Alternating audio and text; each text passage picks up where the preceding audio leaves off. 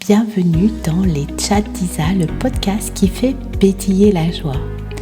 Partageons ensemble un moment, une tranche de vie, une expérience, une discussion avec des invités créatifs, artistes, acteurs, créateurs d'un présent joyeux, audacieux, ambitieux, sans prétention, des désirs d'âme et de cœur vivants. Les Chats d'Isa pour inspirer, faire écho, éveiller chez vous, chers auditeurs, votre élan créatif pour un présent et un futur au plus près de votre essence. Quelle joie d'échanger avec ce poète, auteur, ce jeune homme qui est Pierre-Nicolas Marquis. Il nous amène sur les routes du Tour de France, de la poésie et de l'amour. Bonjour Pierre-Nicolas, comment vas-tu? Bonjour Isabelle, je vais très bien. Et toi? Je vais très bien également. Alors, Pierre-Nicolas, tu es auteur poétiseur, tu es originaire de Bordeaux et tu es connu sous le nom d'Instagram Mot du Marquis. Et c'est comme ça que je t'ai découvert. Et j'aime beaucoup ce que tu proposes de mettre de la poésie dans notre monde.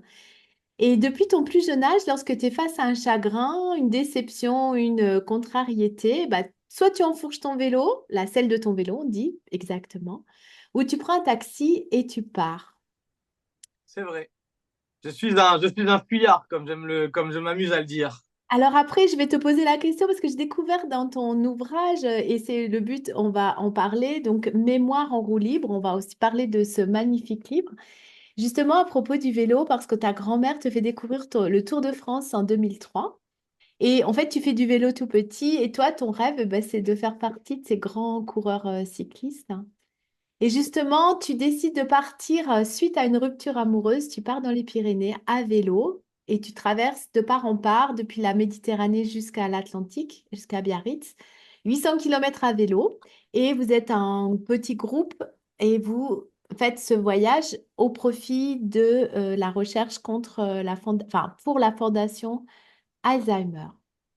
Exactement. Je crois que tu as tout bien résumé. J'ai tout bien résumé? Oui, tout à fait. Alors, j'ai découvert un mot que je ne connaissais pas dans ton livre. J'ai beaucoup aimé. J'invite tous les gens, alors déjà à l'acheter parce que ça participe. On va en parler plus en avant. Un mot que je ne connaissais pas, l'escapisme. Alors, est-ce que c'est ce terme de partir quand il y a quelque chose, de s'échapper? Oui, il y a un peu de ça. C'est le pas de côté. C'est un peu la marge. C'est le fait de parfois de se dire, ben oui, effectivement, je dois renoncer, je dois abandonner, je dois partir. Tout à Ouais. fait. Tout à fait. Je pense que les gens se porteraient beaucoup mieux à parfois lâcher prise quelque part. Oui, c'est une forme de lâcher prise, c'est-à-dire que ce voyage, finalement, tu le dis, tu cites un proverbe touareg que je vais renommer, tu dis le voyage, c'est d'aller de soi à soi en passant par les autres. Et donc, en fait, ce voyage que tu vas faire de part en part, tu pars parce que tu es en colère, parce que tu es triste, parce qu'il y a de la déception. Et en même temps, vous allez faire ce voyage et rouler pour la bonne cause. Et puis, tu vas reparler comme une Madeleine de Proust sur ce vélo que tu aimes tant, sur cette Exactement. montagne du Pyrénées que tu vas traverser. Ça m'a permis de pouvoir tisser un lien parce que ce livre, je n'avais pas prévu de l'écrire. Comme je le dis dans l'introduction du livre, les raisons qui m'ont poussé à prendre la route sont bien plus personnelles que la Fondation Recherche Alzheimer. Bon, c'est un peu Sylvain Tesson ce que je vais dire là, mais je crois qu'on trouve en fait des prétextes finalement à prendre la route. La Fondation Recherche Alzheimer était un excellent prétexte, mais les raisons qui m'ont poussé à prendre la route sont bien plus personnelles. Effectivement, je fais référence à un chagrin d'amour. Je venais de me séparer de ma copine de l'époque dont j'étais très amoureux et je commençais à réfléchir à m'échapper, à partir de Bordeaux, à m'en aller loin d'ici parce que je crois qu'on ne peut pas guérir dans les endroits où on est tombé malade et que dans les moments compliqués de nos vies, il est urgent de se remettre à rêver, de s'épanouir, de partir, se retrouver finalement en soi et rien de mieux que prendre la route. Et donc, ce voyage extérieur et intérieur, comment ça s'est passé? Alors, bien sûr, moi, je vais inviter les gens à acheter ce livre, mais si tu peux, on vit vraiment dans le peloton, parce que tu nous fais des échos avec le Tour de France Exactement. que tu as connu, avec ton enfance, le vélo, avec aussi des cyclistes qui viennent témoigner. Comment Oui. toi, tu l'as vécu? Comment tu es ressorti de ce voyage?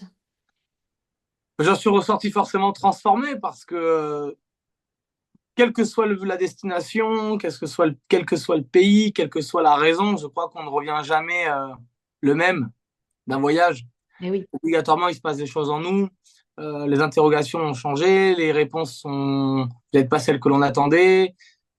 On a rencontré des personnes qui nous ont, enfin, justement par rapport à ce proverbe Touareg, qui nous ont peut-être davantage aiguillés sur nous-mêmes aussi. Je crois que les rencontres aussi, ça sert à ça, justement, à en apprendre davantage sur soi-même, ou du moins avoir l'impression de se redécouvrir une nouvelle fois. Et puis l'effort physique, je pense que l'effort physique purifie l'âme. Donc tout à l'heure, tu faisais référence au Tour de France. C'est ma grand-mère, voilà, pour celles et ceux qui écouteront le podcast, qui verront cette Maman, vidéo. C'est ma grand-mère maternelle à qui je fais référence tout au sein de mon livre, Mamou, qui m'a maman. transmis son amour pour le Tour de France lors d'une après-midi de juillet 2003. C'est elle qui me gardait durant, comme j'aime le dire, les longues et ennuyeuses après-midi de juillet. Et donc, pour m'occuper, un jour, elle m'a mis devant le Tour de France après le fameux repas en tête-à-tête avec Jean-Pierre Pernaut. Et voilà, le Tour de France et moi, c'est une histoire d'amour qui dure depuis ma tendre enfance. Aujourd'hui, j'ai 29 ans et je regarde le Tour de France toujours avec autant d'émerveillement, d'amour et de passion. J'ai bien évidemment, à l'adolescence, voulu devenir coureur cycliste professionnel. Bon, j'ai vite compris, comme je lis dans ce livre, que j'avais du cœur, mais j'avais pas le moteur. Voilà, les rêves ont ensuite changé. J'ai écrit ce livre. J'aime toujours autant le Tour de France.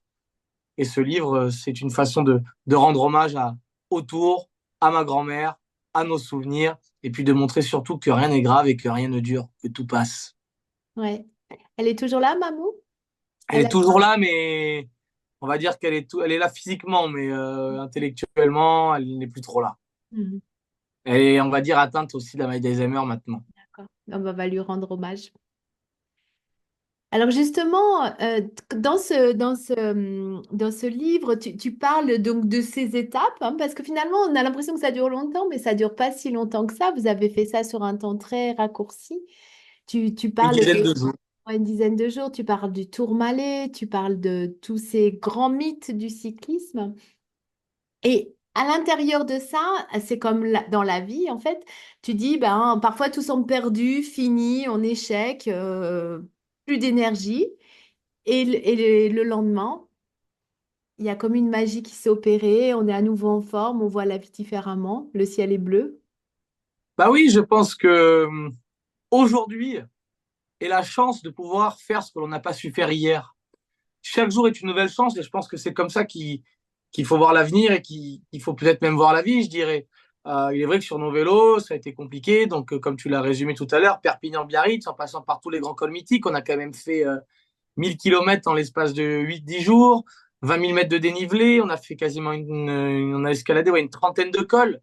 Donc, ça n'a pas été de tout repos. Il y a eu des moments plus compliqués que d'autres. Bon, moi, j'avais la chance d'avoir eu quand même une courte carrière de cycliste amateur, ce qui fait que j'avais quand même quelques points de repère, mais j'avais pas roulé depuis très longtemps. J'avais raccroché le vélo.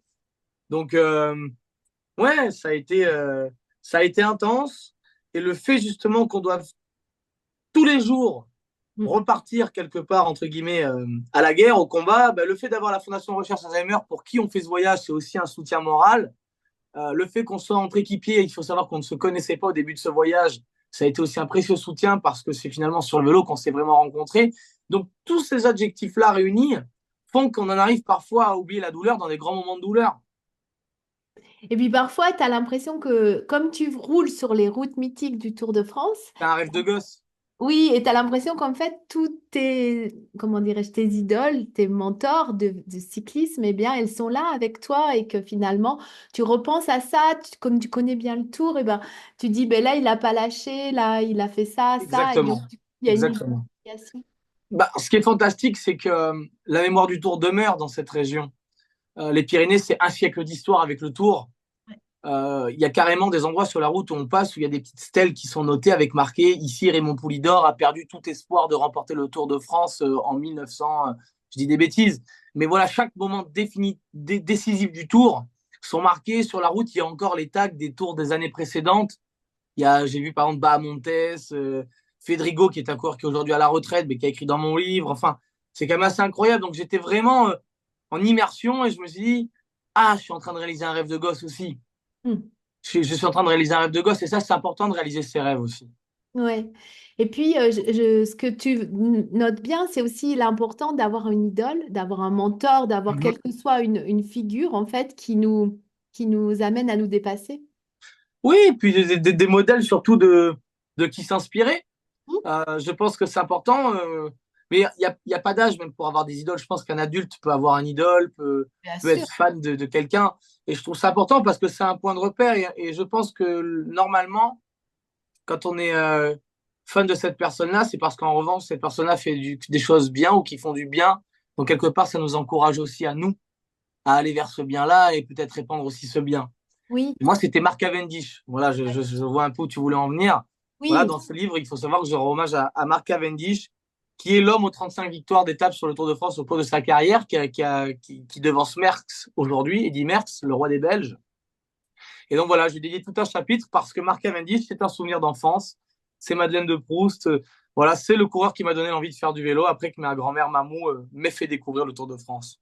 Mais oui, puis cet homme, ce sportif, quel qu'il soit, hein, on va dire, hein, ce chanteur ou quoi, il a des valeurs, il véhicule des valeurs. Donc, c'est aussi ces Exactement. valeurs que tu vas reconnaître en toi, que tu vas Oui, chercher en toi, en fait, hein. tout à fait, on est bien d'accord. On est Mm. bien d'accord. Aujourd'hui, donc, tu es poétiseur, j'adore, auteur. Alors, j'aime beaucoup ce que tu partages parce que tu nous fais rêver, tu nous ramènes aussi à une époque où l'art oratoire était très important, le poème, la poésie, et en même temps dans une belle modernité. Bah oui, parce que je pense que la poésie aujourd'hui, elle ne réside plus que dans les livres. C'est marrant, l'autre jour, je regardais la grande librairie et il y a Alain Mabankou, qui est l'éditeur aux éditions Point, qui a dit quelque chose de sublime, qui a dit, je crois que la poésie a changé de lieu de résidence. Et ça m'a interpellé parce que je ne me suis pas posé la question, je me suis dit immédiatement, il a raison. Mm. Il a raison. La poésie aujourd'hui, elle n'est plus que dans les livres. La poésie, elle est dans le rap, elle est dans le Oui, slam, ce que elle est j'allais dans dire. les petites actions du quotidien. Il y a cette phrase d'Henri Matisse que je trouve très belle. Il y a des fleurs partout pour ceux qui savent les voir. La poésie, c'est un peu ça aujourd'hui. Bon, moi, j'écris depuis que j'ai 17 ans, j'en ai 29 aujourd'hui, donc ça commence à faire un bon moment. J'ai toujours écrit de la poésie depuis que je suis tout gamin. J'avais commencé à écrire encore une fois grâce ou à cause d'un chagrin d'amour. Euh, J'avais prévu à la base de faire un recueil de poésie, sauf que ce livre m'est un peu tombé dans les bras avec l'aventure humaine que j'étais en train de vivre, sportive. J'ai trouvé qu'il y avait tous les ingrédients pour faire un super livre sans me jeter de fleurs. En plus de ça, avec le soutien de la Fondation Recherche Alzheimer. Donc, j'avais un peu laissé le récit poétique de côté, mais il y a quand même de la poésie dans ce livre. Je Oui, pense que tu es d'accord avec moi. oui, Mais voilà, pour revenir sur la poésie, j'avais envie de donner un nouvel angle proposer une autre manière, voilà, de proposer de la poésie. Et je trouve que le faire sur les réseaux sociaux, ne pas simplement en écrivant, mais en la récitant, en la mm, proposant, je pense qu'on lui donne un accès aussi.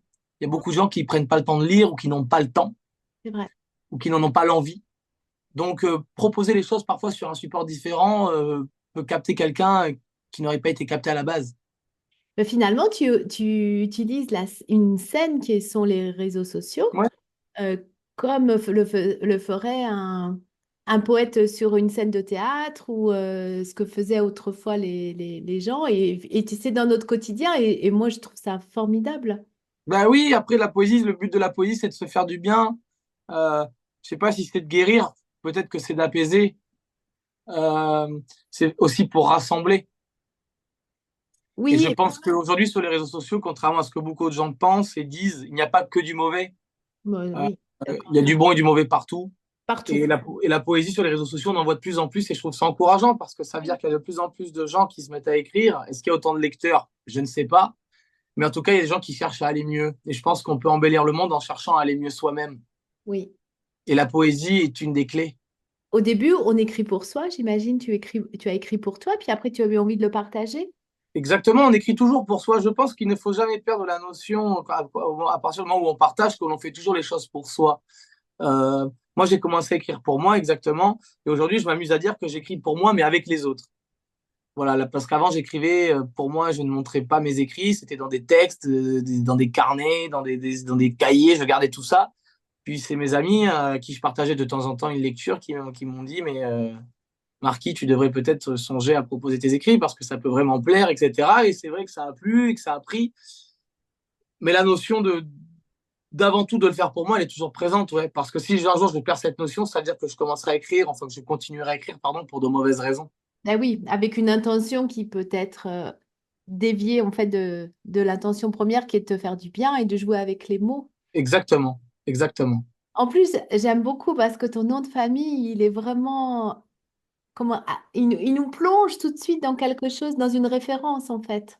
Oui, alors, il faut savoir que Marquez, quand je me suis appelé Marquis sur les réseaux, je n'ai pas le titre de Marquis ou quoi que ce soit. Non, mm, Non, il y a beaucoup de gens, des fois, qui me posent la question, qui me disent, mais vous êtes Marquis? Je dis non, pas du tout. Pas du tout, je ne suis pas autoproclamé Marquis. C'est simplement une dédicace à mon père qui, lui, m'a amené sur le chemin de la poésie, et de la littérature et des formules.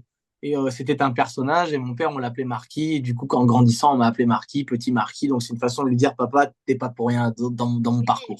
ben oui, puis il y a ça, puis cette forme de noblesse qui, malgré tout, euh, des marquis qui, sans doute, parlaient bien. Oui, oui, ouais, j'imagine, j'imagine. On ne sait pas, hein. Quelle est ton actualité aujourd'hui, Pierre-Nicolas? Mon actualité, alors, qu'entends-tu par là Eh ben, tu écris, tu as Ah des oui, projets. oui, j'écris beaucoup. Ben là, je suis sur un. C'est un secret, on ne le dira à personne, Isabelle, mais je suis en train de Personne travailler n'écoute. sur un deuxième livre. Ah. Voilà, je suis sur un deuxième livre. J'ai quelques projets en cours qui sont d'art oratoire, on va dire. Voilà, il y a quelque chose qui sont prévus pour les années à venir. Le meilleur est à venir, j'ai envie de dire. Est-ce que tu n'as pas eu de formation sur cet art oratoire ou est-ce que j'imagine tu as beaucoup lu de poésie toi-même? Oui, oui, oui, genre beaucoup lu. Oui, oui, j'en lis pas mal, ouais. J'en lis pas mal. C'est important de lire. Je pense que c'est très important de lire et d'écrire. Les deux vont formidablement bien ensemble. Tout à fait. Qui sont tes mentors en écriture, justement? Bon, en écriture, alors Christian Bobin, beaucoup, Oui. beaucoup, j'aime beaucoup cet auteur, cet artiste, ce poète. Ensuite, Oxmo Puccino, qui est très présent.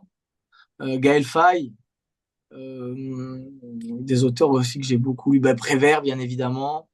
Bon, j'ai bien évidemment lu un petit peu Rimbaud, Verlaine. Oui, des Euh, grands classiques que l'on apprend à l'école. Voilà, mais c'est pas ceux que j'ai le plus étudié. C'est pas ceux que j'ai le plus étudié. Enfin, quand j'ai étudié à l'école, bon, j'ai jamais lu un livre qu'on m'a donné à lire à l'école, pour être honnête. Mais même moi, de ma personne, voilà, les livres, je les parcours, je change, je reviens. Et puis, il y a par exemple un livre qui s'appelle Carnet de soleil, qui est juste ici, tu vois, de Christian Bobin. Euh, la première fois que je l'ai ouvert, j'ai mis peut-être un mois avant de pouvoir aller au bout du recueil parce que je me suis arrêté sur ce poème qui s'intitule Le Secret. Tu veux que je te le lise? Ouais, ce que j'allais te proposer. C'est sublime. J'ai le secret. Je tiens le secret au bout des doigts comme on tient un papillon fragile entre deux doigts pincés.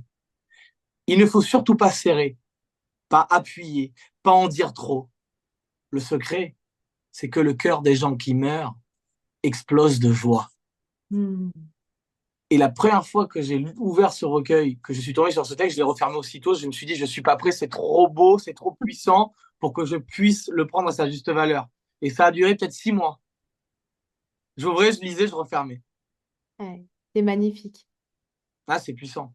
C'est puissant. Donc, voilà, donc Bobin, Victor Hugo, j'allais dire oui, mais j'ai lu un peu de Victor Hugo, mais Rimbaud, surtout, Verlaine, Bobin, Gaël Faye, Oxmo Puccino. Qu'est-ce que j'ai encore ici Gaëlle Faye, c'est une chanteuse, il me semble. Gaël Faye, c'est un chanteur. C'est un chanteur, oui. Gaël Faye, c'est un chanteur voilà, qui est parti du rap, qui a écrit aussi un livre qui a eu un prix Goncourt des lycéens avec Petit Pays, où il rend hommage à son pays qui est le Rwanda, où il parle du Oui. génocide. Enfin, c'est une écriture poétique, pleine d'images, de tendresse. C'est l'art de rencontrer de la violence, de raconter de la violence avec de la douceur, Gaël Faye. Et puis ensuite, bien évidemment, nous avons parlé de Sylvain Tesson, parce que Sylvain Tesson, pour moi, est une de mes références littéraires absolues. Tu habites aujourd'hui à Paris? Bordeaux. Je Bordeaux. suis entre Bordeaux et Paris. Ah Bordeaux oui, et Paris. j'étais persuadée que tu habitais à Paris. Essentiellement Bordeaux et de plus en plus à Paris. D'accord. Et du coup, j'imagine, tu te nourris aussi d'autres arts Oui, pour ta créativité? tout à fait. Ben, c'est important d'être curieux, je pense. Avant de se nourrir, je pense qu'on est d'abord curieux. Moi, je suis quelqu'un qui s'intéresse beaucoup aux gens, qui s'intéresse à tout ce qu'en fait, tout ce que je ne connais pas en fait m'intéresse. Oui. Et bien évidemment que dans l'art et l'écriture, ben, c'est important d'aller aussi vers d'autres supports. Voilà, on en parlait tout à l'heure. Là, j'écoute beaucoup de rap, beaucoup de slam, j'écoute beaucoup de chansons françaises. Je lis. Oui, l'art en général est nourrissant, quoi qu'il arrive. C'est Quoi qu'il clair. arrive. Donc, un deuxième livre. On va pas parler du sujet. Tu changes Non, complètement de domaine. totalement. OK. Ce sera une Aujourd'hui, surprise, Isabelle. Une surprise que tu recevras. ah, merci. Je suis privilégiée après, il faut pas le dire parce qu'après, les gens vont être jaloux. Euh, ben, ça pourra faire l'occasion d'un autre podcast. Avec plaisir. Hein. Aujourd'hui, les gens achètent ce livre et donc il y a une participation qui va pour la recherche contre la maladie d'Alzheimer. Tout à fait. Ah, c'est Alors, ça. il faut savoir que durant ce voyage entre Perpignan et Biarritz, nous avons fait une levée de fonds pour la Fondation Recherche Alzheimer. La préface est rédigée par le président fondateur de la Fondation Recherche Alzheimer, Olivier de la Doucette. La fondation est basée à la Piedé-Salpêtrière, pour celles et ceux qui se poseraient la question. Et une partie de mes droits d'auteur, effectivement, est reversée à la Fondation Recherche Alzheimer. Même bravo à toi. Et puis tu œuvres toujours parce que quand on s'était eu avant ce podcast, tu fais tu interviens toujours pour la fondation. Oui, alors par exemple, tu en parles, j'étais avant-hier à la place de la Bourse à Bordeaux aux entretiens Alzheimer, qui sont des espèces de conférences où il y a des professeurs, des chercheurs, des aidants qui viennent témoigner, raconter comment on se rapproche pour évoluer et lutter ensemble contre la maladie d'Alzheimer, les vaccins, enfin toute l'évolution médicale. Et moi, je viens présenter à chaque fois mon livre où je témoigne en racontant en tant qu'artiste, auteur, combattre la maladie par l'écriture, le sport, et puis pour aussi inciter les jeunes générations à s'engager parce qu'on est tous concernés. Donc oui, oui, c'est une façon de militer, de lutter, on va dire. Et hier, j'étais à Toulouse également pour faire la même chose. Oui, puis ce qui est très beau, c'est que tu es jeune, mais tu es touché personnellement, vu que tu nous parles de ta mamie, Mamou. Peut-être c'est pas ce qu'elle a, mais tout le monde peut être concerné et souvent on voit ça peut-être loin. Et quand ça arrive dans une famille, eh bien, il y a la personne qui est concernée, il y a le Totalement. reste de la famille qui est très bien. Totalement. Totalement. Et puis même sans être vraiment concerné, je trouve ça... bon, toutes les maladies sont terribles, mais je trouve ça aussi terrible qu'il y a une espèce de spectre qui vienne s'attaquer à nos souvenirs, à notre mémoire. Les souvenirs, c'est ce qui font de nous justement des personnes à part entière, c'est notre histoire. Je pense que on est tous voués à partir, mais partir en ayant le souvenir de qui nous étions, de ce que nous avons fait, de ce que l'on a aimé, c'est une belle façon de partir. Mm. Mais déjà, en écrivant, tu laisses des traces. Exactement, Hein. exactement. On est bien d'accord. J'ai mis un point d'honneur à écrire justement une phrase qui se rapproche de celle que tu viens Ouais. d'évoquer au sein de ce livre. Que nos souvenirs, finalement, sont bien plus à l'abri, écrits noir sur blanc dans les pages d'un livre, que dans notre mémoire. Oui.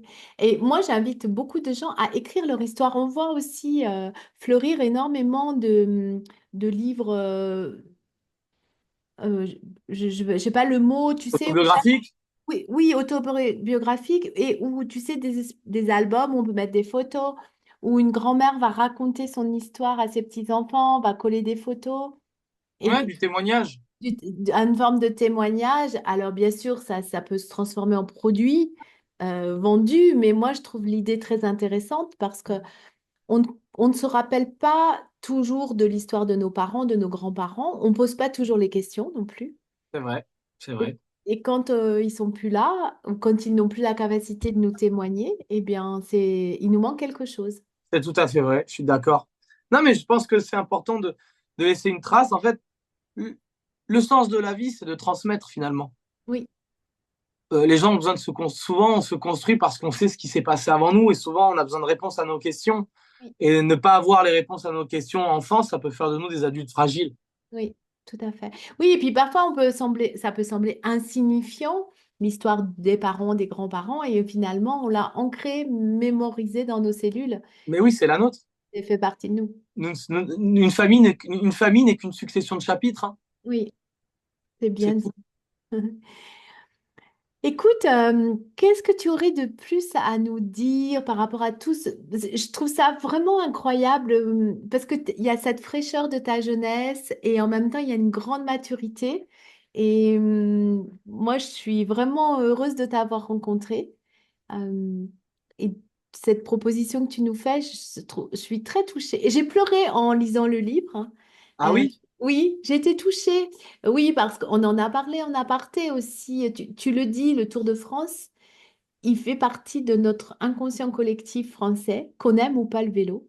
Oui, on est d'accord. Une phrase de Michel Audiard qui disait euh, ceux qui ne parlent pas de vélo nous ennuient, même quand ils n'en parlent pas. Ceux qui n'aiment pas le vélo nous ennuient, même quand ils n'en parlent pas. Ouais, c'est vrai.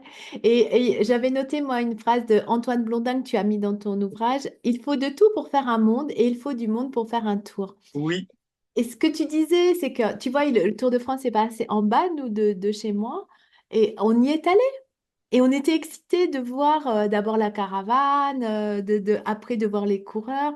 Et puis après, on a été regarder à la télé parce qu'ils sont allés dans le village d'à côté. Du coup, on voyage aussi. Et puis avant, c'était la grande fête. C'est peut-être un petit peu moins aujourd'hui, mais il y a plein ça l'est de, toujours autant. Ça l'est toujours autant. ouais, il y a plein de chanteurs aussi qui avant venaient chanter Ah, mais à l'occasion totalement. du Tour de France. Mais le tour, c'est le 14 juillet tous les jours. Mm. C'est l'occasion de faire la fête ensemble. C'est l'occasion de se réunir. Comme je lis dans le livre, il y a des voisins qui se font la guerre toute l'année. Et une fois dans l'année, quand le tour va passer devant chez eux, qui vont partager un barbecue et le lendemain, ils recommenceront la guerre pour la haie mal taillée. Mm. Mais voilà, le Tour de France, c'est ça. C'est le patrimoine français, le Tour de France. C'est quand même un siècle d'histoire. Ouais, C'est énorme, ça a traversé les guerres. C'est 14-18, c'est 39-45. C'est puissant. C'est le troisième événement le plus regardé au monde après les Jeux oui, et la Coupe du Monde. c'est ce que C'est j'aime c'est bien suivi déjà, mondialement. ça remet les choses en perspective. Oui, et puis le Tour de France, ça a ce truc qu'on se rassemble. Il y a, on voit, il y a des gens qui souffrent toute l'année. Bah, pour certaines personnes, c'est l'occasion de voir des gens souffrir plus qu'eux une fois dans l'année. C'est vrai. Il y en a pour qui c'est l'occasion d'avoir l'impression de partir en vacances. Oui, parce que euh, avec la télévision, on voit toutes les régions et puis c'est magnifique. Exactement. Et puis quand même, le mois de juillet, il y a cette espèce de lenteur dans les journées. Voilà, c'est une ambiance, c'est quelque chose. Voilà, et c'est quelque chose qui nous est cher, qui m'est cher, qu'il faut préserver. Et voilà, le Tour de France, il faut l'aimer parce que le Tour de France, il nous aime. Ouais. Puis avec toutes les marques, malgré tout, même que la publicité, chacun représentant Ça fait partie du jeu. partie du jeu, les réclames, en fait, ça nous envoie dans ce moment-là du début des réclames. Mais je trouve que la publicité qu'il y a sur le bord de la route, elle est beaucoup plus saine que la publicité qu'on nous inflige dans la télévision, par exemple. Oui, puis il y a ce partage parce qu'il y a plein d'échanges. Exactement. Le but étant de... Exactement. Euh, Est-ce que le Tour de France aurait la même saveur s'il n'y avait pas justement ces distributeurs de petits nids à poussière qui passent 3 heures avant les coureurs pour nous donner des porte-clés Vittel et des Ouais. casquettes cochonou? Que C'est des je- nids à poussière, dans le fond, on n'en a pas grand-chose à faire, on s'en servira sans doute jamais. Mais par exemple, c'est tout bête, tu vois, il y a quoi, il y a 15 jours, j'ai été rendre visite à ma grand-mère maternelle, justement à Mamou, chez elle. Je suis rentré dans la cuisine, ça faisait un moment que j'y allais pas, parce que j'ai pas tout le temps d'y aller, donc dès que je peux, j'y vais. Et là, la semaine dernière, j'y suis passé. Eh bien, je me rappelle quand on avait été voir le Tour de France 2009 sur les quais à Bordeaux, c'était Marc Cavendish qui avait gagné justement. La caravane était passée et nous avait donné des espèces de petites baguettes comme ça avec des froufrous, France 2, France 3 qu'on secouait comme ça quand la caravane passait. Mais ma grand-mère, elle les a mises dans un pot et il y a marqué avec un bout de papier collé dessus Tour de France 2009 avec mon petit-fils Pierre-Nicolas à Bordeaux. Oh, mais Je suis tombé là-dessus dans la cuisine. Ma grand-mère le fait parce qu'elle est dans l'ADN du Tour, mais si ma grand-mère le fait, il y en a combien d'autres grand-mères et grands-pères qui bien le sûr, font? bien sûr. Donc je trouve ça beau de donner de l'importance à un objet qui n'a pas d'importance Bien sûr. parce qu'il est allié à un souvenir. Le Tour de France, c'est ça. Ouais. Eh ben moi, tu vois, dans le même veine, j'ai une amie l'autre jour qui m'a envoyé une photo. Elle avait enfin eu son bob cochonou. Voilà, C'est pris c'est enfin. tout bête. Et en fait, je crois qu'elle l'avait troqué contre autre chose et j'ai trouvé ça vraiment trop, trop sympa. Bah, le Bob Cochonou, tu sais, il est mythique, hein. Ouais, c'est ça. C'est ça. Ben écoute, merci pour ce joyeux moment. Est-ce que tu as envie de rajouter quelque chose, de message à transmettre? Est-ce que tu as envie de dire quelque chose à ceux qui vont les écouter? Tu dis déjà beaucoup de choses. Il y a peut-être un sujet qu'on n'a pas abordé et j'aimerais le faire avec toi, c'est l'amour. L'amour, c'est un sujet important, c'est un sujet qui nous concerne toutes et tous. Mm, L'amour, manque d'amour, manque de tout. mm. Manque d'amour, manque de tout.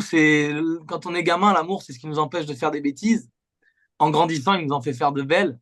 Hmm. L'amour est partout autour de nous, mais surtout au centre de nous. Hmm. C'est comme ça, je pense. Ouais. L'amour, avec un grand A.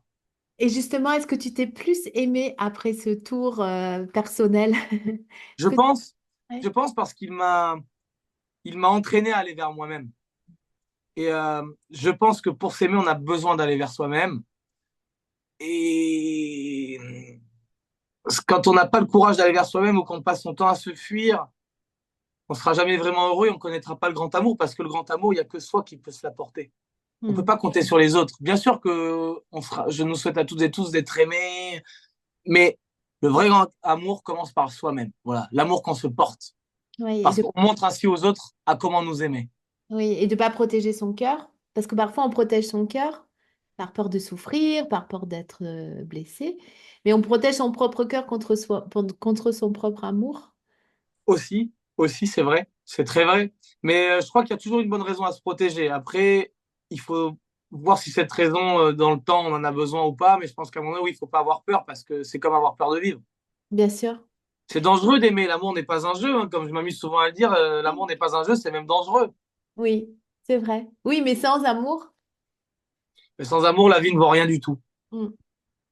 Ça n'aura pas la même saveur. Il manquera ce petit truc qui nous la rend si belle, quoi. Oui. Être poète, c'est aussi justement parler d'amour, amener les gens à vivre, à ressentir l'amour euh, Ouais, d'une ben manière différente. oui, d'une manière différente, tout simplement de leur montrer que c'est là. Voilà, que c'est là, que c'est à la portée de tout le monde, que ça fait avant tout du bien. Et que c'est pas très compliqué au final d'aller chercher l'amour. En soi, Moi, je pense que c'est très compliqué. ouais, c'est très Je pense compliqué. que c'est évident quand on en parle, oui, c'est évident, mais je pense que c'est très compliqué parce que il y a l'amour et l'amour sain. Oui, Et finalement, faire le bien devient très compliqué, faire le mal est très facile. oui, Donc, ça dépend de quel type d'amour on parle. Les amours ravageurs, passionnels, c'est les amours dont je me méfie parce que c'est les amours qui ne nous emmènent pas vers nous-mêmes. oui. Je parlais de l'amour de soi. Est-ce que Ben, l'amour de soi, c'est compliqué aussi. est-ce que C'est tu très, aurais, très compliqué. je sais pas, un conseil, quelque chose, parce qu'on sent que tu as déjà vraiment étudié le sujet et réfléchi sur le sujet. Est-ce que tu aurais un conseil, un regard qui permettrait à des gens, de quel que soit l'âge, d'aller un peu plus vers eux, vers l'amour d'eux? Ben, que déjà, qu'il faut prendre du temps avec soi-même, qu'il faut chercher à s'interroger, à se comprendre, euh, se renseigner déjà sur les problèmes que l'on a, si ce sont vraiment les nôtres ou si ce sont des excès, des héritages d'excès. Parce qu'il y a beaucoup de gens qui se prennent des problèmes qui ne sont pas les leurs. Mm. Prendre du recul par rapport à ça. Et ensuite, bah, une fois qu'on a fait ça, il peut tout nous arriver. Mm. Il peut tout nous arriver. Mais prendre soin de soi, surtout prendre soin de soi, parce que prendre soin de soi, c'est prendre soin des autres. Oui, oui, Très mais important. justement, ce que tu disais aussi, c'est que prendre soin de soi, mieux se connaître, savoir si ça nous appartient ou si c'est quelque chose, un héritage ou des choses qu'on a entendues, qu'on nous a dit, je sais pas, l'amour rend aveugle ou tu sais, toutes ces phrases, Ouais, voilà. C'est aussi, comment dirais-je, regarder l'amour avec l'autre avec un œil nouveau et pas aller se fondre dans une histoire d'amour pour essayer de se trouver soi. Parce que, total. Mais de toute façon, on ne se trouve jamais dans une histoire d'amour. et oui, c'est ça. On peut se perdre dans une histoire d'amour, mais je pense pas qu'on s'y retrouve. Parfois, ça peut venir chercher, tu sais, on dit qu'il y a plusieurs initiations, enfin, chemins initiatiques. Il y a celui de l'entreprise, qui est quelque chose de initiatique, parce que là, on va chercher aussi au fond de soi. Il y a Mhm. l'amour, les enfants et la maladie. Bon, finalement, ça regroupe un peu toute la vie, hein. Oui, finalement, oui, en 3 mots. En En, 3 mots. en tout cas, je te remercie beaucoup. Et puis, C'est moi qui te remercie, Isabelle, pour l'invitation. On a passé un bon moment. il y a le chat qui arrive. Elle vient écouter ce qu'on est en train de nous dire. On a passé un très bon moment et je remettrai tous les coordonnées de ce premier livre et on se donne rendez-vous pour la suite. Avec grand plaisir, Isabelle. Merci Avec grand beaucoup. plaisir. Je te Merci. souhaite une bonne soirée. Merci pour l'invitation et puis je te dis à bientôt. Belle soirée à tous. Salut Isabelle. Merci à toutes et à tous. J'espère que cet épisode vous a plu. Retrouvez toutes mes actualités sur www.coach-isabelleleroy.fr.